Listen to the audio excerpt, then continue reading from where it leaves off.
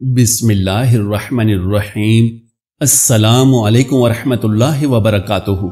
नाज़रीन मोहतरम, मौत एक ऐसी हकीकत है जिसको कसरत से याद रखना उम्मीदों के मुख्तसर होने का सबब है, दुनिया की तरफ से बेअतनाई का जरिया है और गुनाहों से तौबा करते रहने पर उभारने का सबब है। एक हदीस में है कि हुजूर सल्लल्लाहु अलैहि वसल्लम की मजलिस में एक नौजवान खड़ा हुआ और अर्ज किया, या रसूलल्लाह सल्लल्लाहु अलैहि वसल्लम, मोमिनीन में सबसे समझदार कौन है? आप सल्लल्लाहु अलैहि वसल्लम ने फरमाया, मौत को कसरत से याद करने वाला, उसके आने से पहले पहले उसके लिए बेहतरीन तैयारी करने वाला। जी हाँ मोहतरम नाजरीन, मौत का एक वक्त मुतय्यन हो चुका है और ये मौत कभी भी किसी भी लम्हे इंसान को उचक कर ले जा सकती है। मगर आज की इस वीडियो में हम आपको एक गुज़िश्ता मौत का एक वाकया सुनाने जा रहे हैं जो आपको हैरानो परेशान कर देगा और आपकी सोचो समझ का जाविया तब्दील हो जाएगा। नाजरीन मोहतरम, इस वीडियो को आखिर तक जरूर देखिएगा। नाजरीन, आपको ये गुज़िश्ता वाकया सुनाने से पहले सहाबी रसूल का एक वाकया जरूर जान लेना चाहिए ताकि आप समझ सकें कि हकीकत में हुआ क्या था। जी हाँ नाजरीन, सहाबी रसूल सल्लल्लाहु अलैहि वसल्लम हजरत अबू सलमा का आखिरी वक्त आया तो रसूल अल्लाह सल्लल्लाहु अलैहि वसल्लम उनकी अयादत के लिए तशरीफ लाए तो वो जान कनी के आलम में थे और देखा कि दूसरी तरफ औरतें रो रही थीं। आप सल्लल्लाहु अलैहि वसल्लम ने फरमाया, मैयत की जान निकल रही होती है तो उसकी निगाहें परवाज करने वाली रूह का पीछा करती हैं। तुम देखते नहीं कि आदमी मर जाता है तो उसकी आंखें खुली रह जाती हैं। जब हजरत अबू सलमा का दम निकल गया तो आप सल्लल्लाहु अलैहि वसल्लम ने दस्ते मुबारक से उनकी आंखें बंद कर दी। आपने औरतों को तलकीन की कि मैयत पर बैन करते हुए अपने लिए बद्दुआ नहीं बल्कि भलाई की दुआ ही मांगो, क्योंकि फरिश्ते मैयत और उसके अहले खाना की दुआ या बद्दुआ पर आमीन कहते हैं। नबी करीम सल्लल्लाहु अलैहि वसल्लम ने अबू सलमा के लिए यूं दुआ फरमाई, ऐ अल्लाह, अबू सलमा की मगफिरत कर दे, हिदायत याफ्तों यानी अहले जन्नत में इनका दर्जा बुलंद कर दे, पसमानदिगान में इनका कायम मुकाम हो जा। ऐ रब्बुल आलमीन, हमारी और इनकी मगफिरत कर दे, कब्र में इनके लिए कुशादगी कर दे और इसे मुनव्वर कर दे। जी हाँ नाजरीन, गुज़िश्ता चंद दिनों से एक वीडियो वायरल है जिसमें एक लड़की अस्पताल के बेड पर लेटी है और उसकी बहन उसे बातें करते हुए वीडियो बना रही थी कि अचानक वो लड़की इधर उधर देखना शुरू कर देती है और सवाल करती है कि ये क्या है। उसकी बहन उसे समझाती है कि कुछ नहीं, बस आपका वहम है, अभी सब कुछ ठीक हो जाएगा। मगर उसके बावजूद वो लड़की दोबारा इधर उधर देखती है और फिर हैरानगी से पूछती है कि ये क्या है, और इसी तरह 2-3 बार वो हैरानगी से पूछती है और इधर उधर देखती है कि इस दौरान उसकी आंखें पथरा जाती हैं और रूह परवाज कर जाती है और उसकी वीडियो बनाती बहन की आंखें खुली की खुली रह जाती हैं।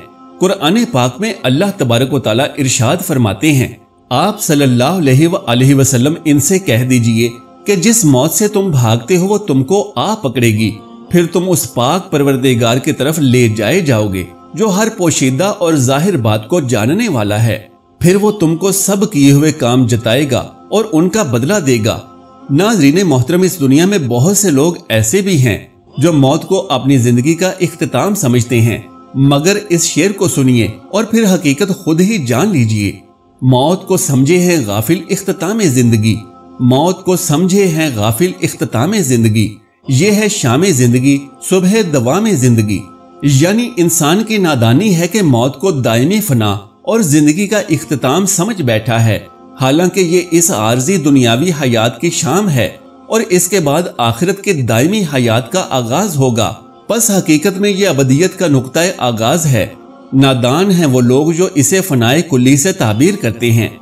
नाजरीन मोहतरम, इस मौत के मरहले के बाद एक और मरहला आता है और कुरान व हदीस की रोशनी में हर मुसलमान का ये ईमानो अकीदा है कि एक दिन ऐसा जरूर आएगा जब दुनिया का सारा निजाम ही दरहम बरहम हो जाएगा, आसमान फट जाएगा, सूर्य लपेट दिया जाएगा, सितारे टूट फूट कर घिर पड़ेंगे और हजरत आदम अलैहिस्सलाम से लेकर दुनिया में आने वाले तमाम इंसानों और जिन्नात को अल्लाह तबारक व तआला के दरबार में ऐसी हालत में हाजिर किया जाएगा कि हर नफ्स को अपनी जात की पड़ी होगी कि उसका नामा अमाल किस हाथ में दिया जाएगा। اس کے بعد انہیں دنیاوی زندگی کے اعمال کی جزا اور سزا دی جائے گی۔ اس دن کو یوم القیامہ کہا جاتا ہے۔ قرآن و حدیث میں اس دن کی سختی اور ہولناکی کو بیان کرتے ہوئے فرمایا گیا، قیامت کا دن 50,000 سال کے برابر ہوگا۔ قرآن کریم میں تقریباً 80 جگہوں پر یوم القیامہ کا لفظ وارد ہوا ہے، اور یوم الآخر و دار الآخر جیسے الفاظ کا ذکر قرآن کریم میں 20 مرتبہ ہوا ہے۔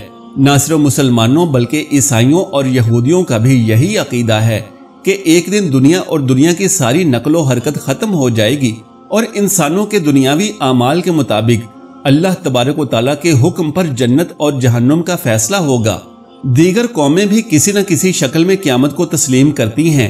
عقل کا تقاضا بھی یہی ہے کہ اس پوری کائنات کے وجود کا کوئی اہم مقصد ہونا چاہیے اور اشرف المخلوقات کے کیے ہوئے اعمال کے جزا یا پھر سزا ضرور ملنی چاہیے۔ اور یہ یاد رکھیے کہ اس قیامت اور ہمارے درمیان صرف ایک موت ہے۔ جس دن یہ دیوار ہٹ گئی اس دن ہی قیامت کی ہولناکیاں آشکار ہونا شروع ہو جائیں گی۔ ناظرین محترم، یہ ایک سوال ہے کہ قیامت کب واقع ہوگی، کیونکہ ہم سب کی زندگی کا اختتام تو ایک دن ہو جانا ہے، لہٰذا اس سے متعلق تو صرف اللہ تبارک و تعالیٰ ہی جانتے ہیں۔ البتہ قیامت تک آنے والے انسانوں اور جنات کے نبی حضرت محمد صلی اللہ علیہ وآلہ وسلم نے ایک مرتبہ شہادت اور درمیان والی انگلی کو ملا کر ارشاد فرمایا کہ جس طرح یہ دونوں انگلیاں ایک دوسرے سے ملی ہوئی ہیں، بس سمجھیں کہ میں بھی قیامت کے ساتھ اسی طرح بھیجا گیا ہوں۔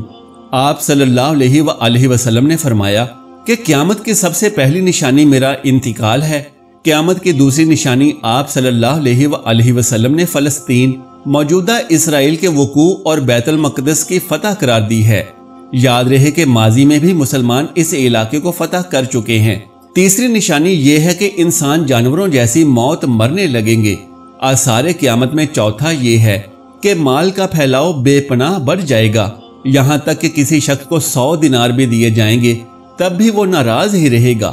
پانچویں نشانی یہ ہے کہ قیامت سے پہلے ایک فتنہ کھڑا ہوگا جو عربوں کے گھر گھر میں داخل ہو جائے گا اور کوئی بھی گھر اس سے محفوظ نہیں رہے گا۔ چھٹی نشانی یہ ہے کہ تمہارے یعنی مسلمان اور اہل روم کے درمیان صلح ہوگی، پھر وہ بے وفائی کریں گے اور 80 جھنڈے لے کر مسلمانوں پر چڑھ دوڑیں گے۔ قیامت کی ان نشانیوں کو ذہن میں رکھیے اور یہ بھی یاد رکھیے کہ آثار قیامت میں سورج کا مغرب سے طلوع ہونا بھی ثابت ہے، اور جس دن یہ نشانی پوری ہو گئی اس دن اللہ تبارک و تعالیٰ توبہ کا دروازہ بند کر دیں گے، پھر کسی کی توبہ قبول نہیں ہوگی، اور اس لیے اللہ تبارک و تعالیٰ سے ہر وقت استغفار کرتے رہنا چاہیے، کیونکہ یہ کوئی نہیں جانتا کہ کب کہاں کس وقت زندگی کی شام ہو جائے۔ اس لیے مرنے سے پہلے پہلے اپنی آخرت کی زندگی کی تیاری کر لیجئے۔ جانے انجانے میں ہوئی خطاؤں اور گناہوں کی اللہ تبارک و تعالیٰ سے ابھی توبہ کر لیجئے۔ اللہ تبارک و تعالیٰ بڑا مہربان اور نہایت رحم والا ہے۔ بے شک اگر سچے دل سے اس سے معافی مانگی جائے تو اللہ تبارک و تعالیٰ ایسے شخص کو معاف کر دیتا ہے۔ لہٰذا اب بھی وقت ہے، لوٹ آئیے اپنی اصلی زندگی کی طرف۔ جان لیجئے اس مشکل دن کی صورتحال کو کہ جب کوئی اپنا نہ رہے گا۔